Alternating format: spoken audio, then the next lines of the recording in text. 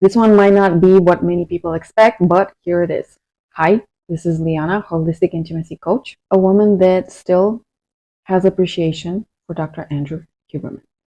In my opinion, in every shit show that somebody else puts out there, there's got to be an opportunity. That's my belief in everything that happens to us in life.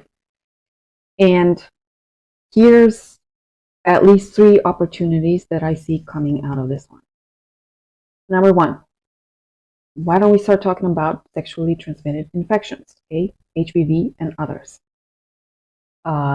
This one is important, and why do I say this? And I've said this in a lot of my videos where I was criticizing the hook-up culture. I was saying this, hook-up culture, which I can understand, it comes from our instincts, and with all the opportunities that we have nowadays, it's kind of hard to not give in to the temptations. But hookup culture is the daughter of porn. And in porn, they do one thing that people just don't get it these days still. 1, they use protection whenever possible. 2, they get tested periodically. Periodically, not just once a year, periodically. Everyone, okay? They take care of their reproductive health, obviously, because they work with their reproductive organs, so they gotta be healthy in order to do their job. However, in the hookup culture, people don't get tested, don't get the cheapest thing on the planet, which is a condom, or more, depending on how many times they want to engage with somebody, or other kinds of protection. Why don't we open up this discussion? Okay, we hook up a lot these days. Dating apps take us in that direction anyway. Why isn't there a lot more talk about contraception and also testing? Whenever I, as an intimacy coach, whenever I go and have talks to various audiences, and I say this, people in the hook-up phases of their lives, they don't get tested. They don't bring up this discussion with the people that they hook up with, and it's considered inefficient from an economical or financial stance because they're expensive and you sleep with so many people. If you were to get tested before you slept with every freaking body, then you wouldn't get laid. Well, it might be true, but then again, you might want to consider that if you think that testing is expensive, wait until you get a freaking STI. And if you get one that has a high risk of cancer, wait until you see the cost of that. Honestly. So first discussion out there, we need to talk about sexual reproductive health. Secondly, fertility. Okay? There was discussion of fertility there. Fertility nowadays is dropping, not just in women that are above 40. Fertility is dropping for both men and women because of the high amount of pollution in our water, food, and air. Basically, all the ways in which we intake things in our body from the environment, water, food, air, affects also in a negative way our fertility. There are many studies, especially plastic is the one that also, causes a drop in fertility for men. There are studies out there. We need to talk about it. Hopefully this is one discussion that will spin off from this shit show. That's my hope. The third topic that I hope will spin off from this discussion is, and forgive me for not having scientific language, I'm not a scientist by any means, selection of genes and passing on genes. One of the things that, even his supporters were critical of, it seems that everybody has now a criticism to bring to Dr. Andrew Huberman, even the ones that are saying, yeah, go brother, spin more plates. So they were reproaching him that he had chosen, when he can choose probably from a wide spectrum of women, he had chosen a woman that was in her mid-40s and who had already had kids with somebody else. And I asked myself, why this situation? Okay. The only constructive answer that I got here was that maybe this woman is outstanding in more ways than we know. Okay, she was gullible. She didn't realize she was cheated on. Gotcha. It can happen to a lot of people. Okay, it can happen to the best of us, men and women alike. But in my mind, this woman must have something so impressive about her that Dr. Andrew Huberman, with all the possible options that he has, and I'm guessing he's got a lot. If he chose that woman, she must have something outstanding. And it doesn't matter that she's reaching the end of her fertility window. Those genes need to be passed forward or passed on. And here, one discussion that I want to bring is, do you know Naomi Campbell, the supermodel of the 90s? That amazing woman. She didn't have kids up until her 50s. She got IVF and she has a child. I don't know what it is. Like, I don't follow her. That news passed by me in a different context. But I'm so happy because that woman is outstanding. And I do feel that those genes, they don't need to stop with her. Yeah, let's pay them forward. What if Dr. Andrew Huberman saw this woman? It doesn't matter how old she was. It doesn't matter that she had kids with somebody else. Okay? He wanted to have kids with her. She must have something outstanding that we just can't see from the article, which is a shit piece of article anyway. Maybe that was the choice. And I think that even if a man or a woman is maybe not so fertile, because look at topic number 2, fertility is affected for both men and women because of our freaking pollution. Okay, our lifestyle nowadays. That's one. But even if they are reaching the end of their fertility window, that doesn't mean they don't have valuable genes to pass on. And you can totally monitor the health of a baby. So there are ways in which you can go about this, and it doesn't have to be a drama that a woman is in her 40s, or as in the case of Naomi Campbell, in her 50s. Okay? That's my take. And I hope that we look at, okay, what are the genes that we want paid forward? That's how this is also something that I would take constructively from this entire shit show. Another thing that I want to bring up here is our lifestyles. Dr. Andrew Huberman is living in the United States. If the United States doesn't have the human resources and the means to allow people to live the lives they want, I don't know what other country, maybe except for Dubai, on this planet has that. I don't. Okay, there are many human resources around polyamory and how to even raise kids in a polyamorous family in a healthy way. It's not easy. It's not easy to juggle 6 women behind their backs. It's not easy to have 6 partners transparently either. Okay, it's not easy. It's taxing from a energy perspective. Okay, energy levels. That's 1. 2, time level, and sometimes resources, because anyway, managing multiple partners means different locations, different holidays to different places, or more holidays because you don't take them all at the same time, not always. So it's more taxing from multiple perspectives. If you can do that and also have a successful professional life, awesome, great. But there are ways to do that in a better way, and it's not a new thing. It's been going on in the United States in some communities for a very, very, very long time. There are human resources that can be approached for this. That's why I was so pissed off. I was like, man, if this was in a communist country or a socialist country, not communist, socialist, I can totally understand that. But this is a free country that has a lot of resources, and there's a better way to go about it in a way that it doesn't blow up in your face. Because that's the thing that pissed me off. It blew off in his face, and it's not going to affect his work, and I'm happy for that, because I'm one person that I watched a lot of the podcasts.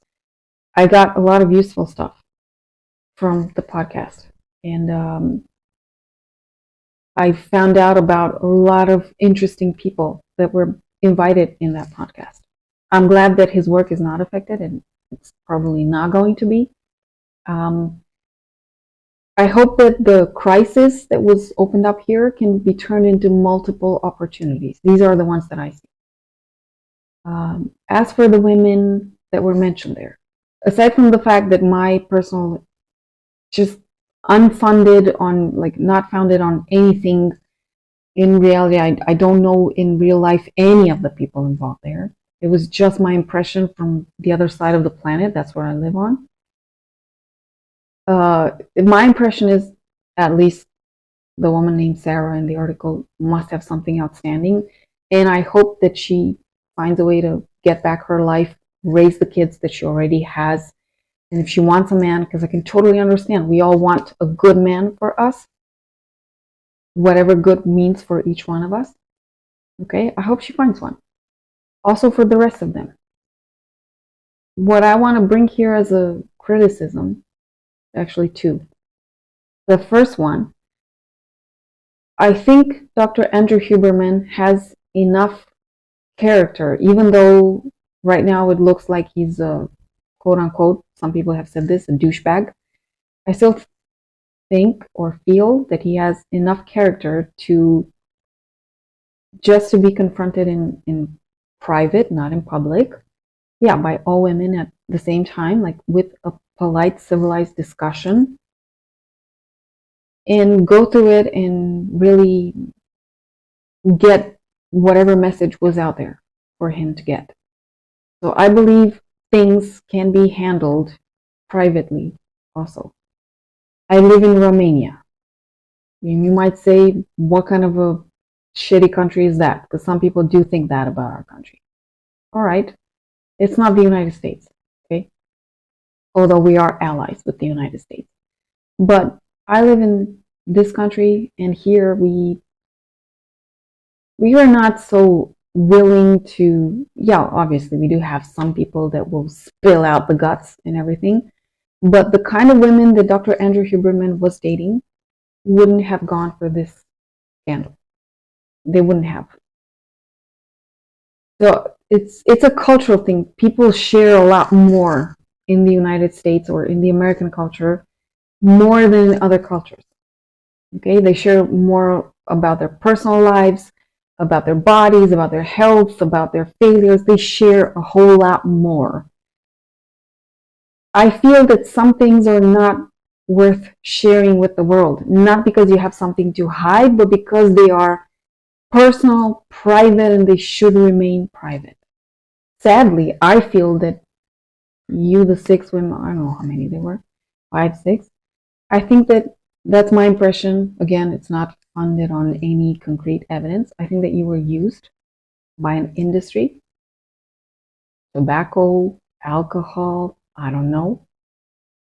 But you were definitely used by an industry to attack somebody that not only you shared your intimate life with, whether he respected you or not, that's a different discussion, but you were used to bring down something that was really valuable. I don't think it's going to happen either. Really don't. But I feel that one, like for any woman out there that is pissed off that she's betrayed or cheated upon or taken as a sucker by the man that she's intimate with, so she gives her body to him and she feels that she's just that one, okay? I feel that one is, yeah, really worth taking into therapy also, because maybe we want to look, like, open our eyes even wider and look carefully at the men that we choose. Sometimes the ethics and the priorities that we have for the quality of our professional life or our health don't always translate into interpersonal relationships. And that's how it is. That's human nature. We need to take it as such. I wouldn't let myself used by an industry. There were a lot of criticisms brought to from the journalistic perspective. A lot of people said that the editorial chief would have killed such a story because it's of a gossipy nature, and they wondered how they allowed this. One, again, possible like rational reason that I got was they must have been paid big time. But that's just my impression. I'm guessing that Dr. Andrew Huberman, who's hired a company, and I think he can also find the means to find out if this was an ordered hit piece. There are ways in which they can do that.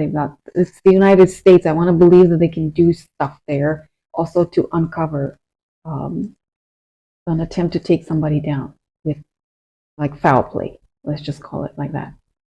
So that's just my impression. Again, I live in Romania. I'm just a sex coach. I'm not a scientist. I'm not a lawyer or any kind of legal expert. What am I not? I'm not many things. Okay, I just got a 7K YouTube channel. That's it. But that's my take. And lastly, this one's going to spin off way out of the sexual field. I've noticed because I've seen, my apologies, I've seen a lot of videos where people started to criticize his work. I feel that this shit show made him vulnerable to attacks also on his work. So here's how I would do it.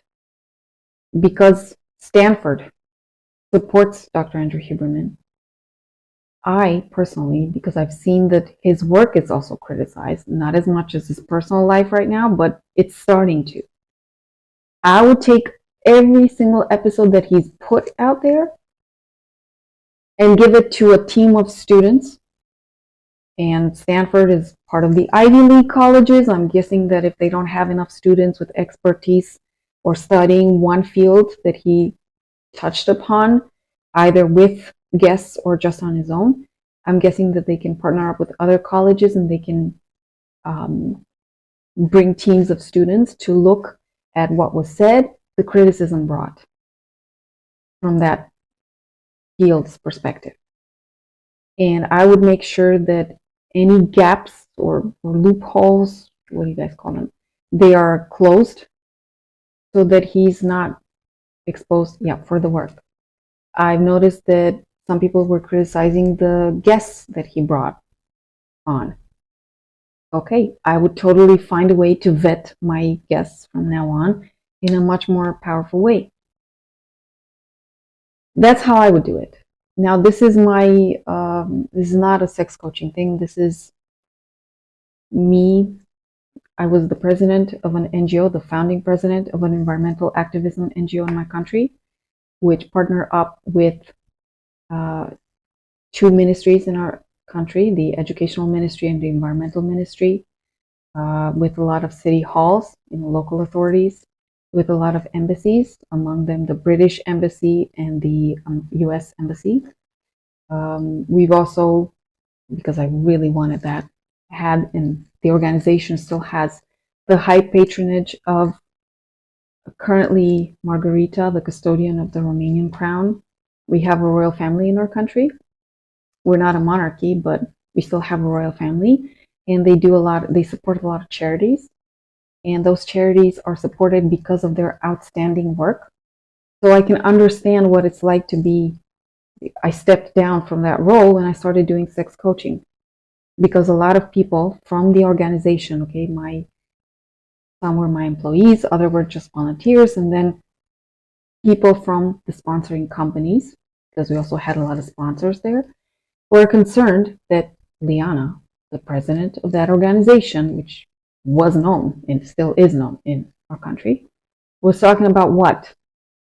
Genitalia, orgasm, intimate massage, arousal, ejaculation, boundaries in sexuality, and all of that. It was considered a potential threat. I was considered a potential threat or liability to the NGO. I did not even that was me. I didn't have, Dr. Andrew Huberman has the support of his university. I didn't have the support of anybody. I'll be honest. There was no institution coming up and saying, you know what, we believe in this woman and in the work that she has to do. So from this perspective, I'm really happy for him. I think this is how it should be. I wasn't involved in any sex scandal, but I was just talking about sexuality, and that was enough for me to be considered a liability. So in my organization, I was used to organizing large teams of people and doing things in parallel. Okay, we were doing cleanups in multiple parts of the country, and I've learned to build high logistics based on volunteers. We used a lot of students. The work with us was an assignment for college, and they were getting graded for that. Awesome. I feel this entire thing, so somebody could also delegate students from Stanford and other Ivy League colleges that are supportive of Huberman Lab and of the messages out there or of the fields. There are ways in which you can do that, okay? And this doesn't come from intimacy coaching. Like in intimacy coaching, I cannot go with the same approach as mass organizing people for whatever goal we have. Okay, it's a different thing. This one's very intimate. I don't have a team of people here. I'm just a one-woman show, and I'm not doing such a great job as I was doing in my organization in terms of numbers and reach. Okay, but I still have this understanding how you can work around this and bring, again, make it useful for the students out there, make it useful for the people that want to still see Dr. Andrew Huberman. This is the way, this is the constructive thing that I see out of all this scandal. And I hope, I don't know, I just want to believe that something good can come out of here, even more things. Okay? For everybody involved, Dr. Andrew Huberman, the women in this case, the audience out there, and I hope that whoever tried to orchestrate this whole thing, because a lot of people were used here for, that's my impression, I hope those people also get exposed. They should be. That's it. I'm going back to recording another somatic practice from my Patreon community. I'm going back to writing my fantasy book. I'm not a scientist. I got my small projects, which I believe in, and I want to go through to the end with them. And I'll see you with more videos on different topics. I wish you a beautiful day. Bye.